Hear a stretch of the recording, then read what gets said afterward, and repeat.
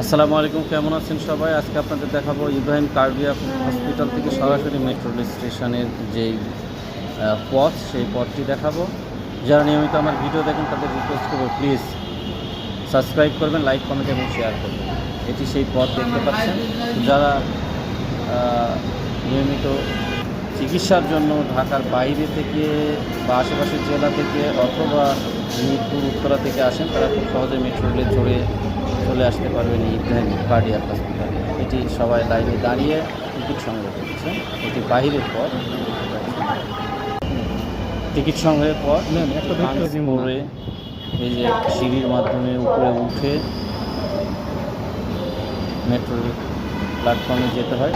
এই যে এখন চলে এসেছে এবং এই ট্রেনের সর্বশেষ গন্তব্যস্থল হচ্ছে মতিঝিল শাপলা চত্বর।